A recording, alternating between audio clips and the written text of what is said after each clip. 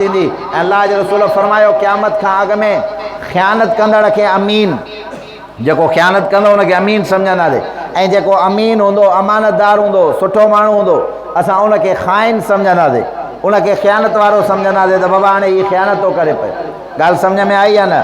अॼु ईअं ई आहे, सुठे खे बुरो, बुरे खे माण्हू सुठो तस्लीम था कनि। जेको घर तबाह कराए उहो सुठो माण्हू आहे, जेको घर ठाहे तव्हां असां उनखे गारियूं ॾींदा आहियूं।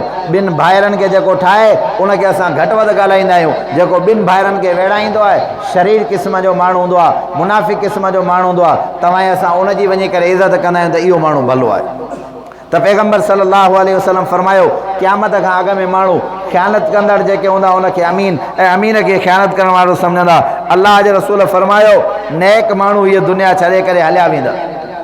नेक माण्हू छा कंदा बाबा? दुनिया छॾे करे क़यामत खां अॻु में आस्ते आस्ते नेक जेके माण्हू हूंदा, अहलुल्लाह हूंदा, बुज़ुर्ग हूंदा, वलीउल्लाह हूंदा, इहे हिन दुनिया खे छॾींदा वेंदा।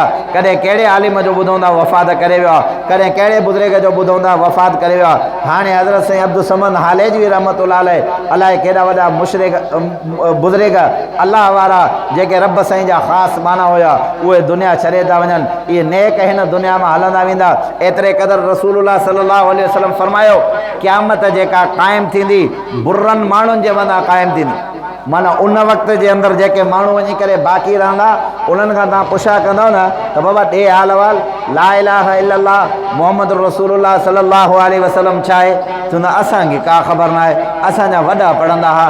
भला उहो माण्हू बुतनि जी पूॼा कंदा, अलाह जे वजूद जा इनकारी थी वेंदा, ईअं कोन तस्लीम कंदा त अलाह मौजूदु आहे। जॾहिं इन दंग ते वञी करे पहुचंदा त पोइ इहे इंतज़ारु कनि, उन वक़्त जे अंदरि ख़ुदा उन्हनि जे मथां क़यामत क़ाइमु फरमाए छॾी। अॼु वाक़ई ईअं ई आहे।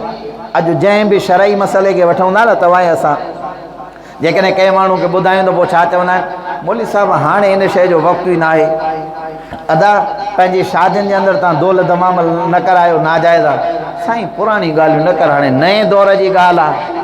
माना जेका शरीयत जी ॻाल्हि आहे इहा यहूदियुनि जी वॾी में वॾी ट्रिक आहे। जेका शरीयत जी ॻाल्हि आहे, हुज़ूर सल्लल्लाहु अलैहि वसल्लम जे तालीम जी ॻाल्हि आहे, उनखे तव्हां पुराणे दौर जो शुमारु कयो, ऐं जेका बेहयाई आहे उनखे तव्हां डिजिटल दौर ते खणी करे इस्तेमालु कयो, त पोइ इहो इस्लाम खां दूरी न आहे त ॿियो छा आहे? जेकॾहिं तव्हां ऐं असां ईअं इस्लाम खां दूरि थियासीं त पोइ ज़ाहिर आहे अलाह जे रसूल जेको चयो त क़यामत खां अॻु में माण्हू ईअं। हाणे माण्हुनि खे इस्लाम जो नालो वणे ई कंहिं क़िस्म जो नथो, क़ुरान त वणे ई माण्हुनि खे कंहिं क़िस्म जो कोन थो, पैगम्बर सल्लल्लाहु अलैहि वसल्लम जी तालीम त वणे ई कंहिं क़िस्म जी नथी, छो त हुन में तकलीफ़ आहे माण्हू।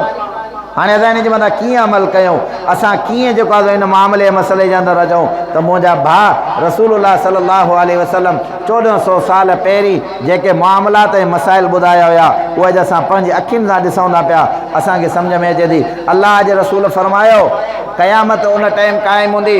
ला त अनस इब्न मालिक रज़ी अल्लाहु तआला अन्हु, अल्लाह जे रसूल फरमायो ला तक़ूमु साअतु हत्ता युक़ाल फिल अर्ज़ि अल्लाह अल्लाह, जेसीं ताईं हिकिड़ो बि माण्हू इन रूए ज़मीन जे मथां अल्लाह अल्लाह चवण वारो हूंदो तेसिताईं क़यामत क़ाइमु न हूंदी। अल्लाह अल्लाह चवण वारा हूंदा त क़यामत क़ाइमु न थींदी। हीउ जेको तव्हां ऐं असां अल्लाह जो ज़िक्र कयूं था, रसूलुल्लाह ते दुरूद पढ़ूं था, रब जे क़ुरान जी तिलावत कयूं था, पैगम्बर सल्लल्लाहु अलैहि वसल्लम जे फरमान खे आम कयूं था, इहो दुनिया जे बका जो सबबु आहे। हीउ जेको तव्हां असां क़ुरान पढ़ूं था न, इहो दुनिया जे बका जो सबबु आहे। जंहिं ॾियारे क़ुरान दुनिया मां हलियो वियो, अल्लाह जो नालो हलियो वियो, पैगम्बर सल्लल्लाहु अलैहि वसल्लम ते दुरूद हलियो वियो, जॾहिं तव्हां असां ईअं गुनाह ऐं हिन दुनिया जे दलदल जे अंदरि फासी वियासीं त पोइ ईअं ई सम्झिजो त क़यामत वेझो आहे। अॼु तव्हां जेकॾहिं गौर ऐं फ़िक्र कयूं त उनजी जुज़ी तव्हां असांजी ज़िंदगी जे अंदरि आहे। सुबुह खां वठी करे शाम ताईं तव्हां असां गौर कयूं त असां नेकी जा कम घणा था कयूं या गुनाह जा कम घणा था कयूं। सुबुह जो निकितासीं, के माण्हू निमाज़ पढ़ंदा फजर जी, के न पढ़ंदा, अबरो सबरो इहो बोछण कुले ते, शाम जो मोटींदा, राति जो सुम्ही पवंदा। 24 कलाकनि जे अंदरि तूं पुछा कंदे रब जो ज़िक्र घणो कई या दुनिया जो फ़िक्र घणो कई? जवाबु तव्हांजे आॾो ईंदो त रब जो ज़िक्र घटि आहे, दुनिया जो फ़िक्र घणो आहे। अलाह जो ज़िक्र न आहे, दुनिया जी हवस घणी आहे। अलाह जो ज़िक्र न आहे, दुनिया जी लालच ऐं तम कूड़ ऐं फिराड वारो मामलो ऐं मसइलो घणे आहे। जॾहिं हिन टाइम जे अंदरि तव्हां असांजी इहा कैफ़ियत आहे त पोइ जेके असांजा पोयां हूंदा वाक़ई उन्हनि खां लफ़्ज़ अलाह बि विसरी वेंदो। खोड़ अहिड़ा मुस्लमान आहियूं असां न कॾहिं अलाह जो ज़िक्र कयो।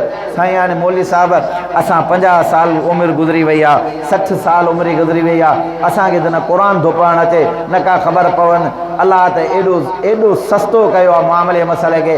मुंहिंजा भाउ जेकॾहिं तोखे नथो अचे त पहिरें कलमे जो विर्दु कर, ॾींहं ऐं राति वेही करे पहिरियों कलमो पढ़। जेकॾहिं तोखे पहिरियों कलमो नथो पढ़णु अचे त सिर्फ़ु फ़क़ति रब जे नालो जेको अलाह आहे न, इनखे बि जेकॾहिं तूं अलाह जे नाले खे वठंदे न त पोइ रब जी ज़ात गिरामी शादी फरमाए।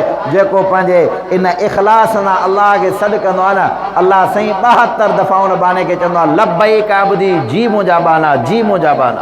तूं अलाह खे सत करे ॾिस न, अलाह तोखे जीव सां जवाबु ॾींदो आहे। अलाह खे कॾहिं अकेलाई में वेही करे तूं सॾु कयो आहे? जेको ॾुख ऐं सुख जो साथी आहे, मुआमलात ऐं मसाइल जे अंदरि तुंहिंजी मदद करण वारो जेको रब आहे, उन रब खे छॾे करे जॾहिं माण्हू इन शइ जी तरफ़ गौर ऐं फ़िकिर कंदो आहे त मुंहिंजा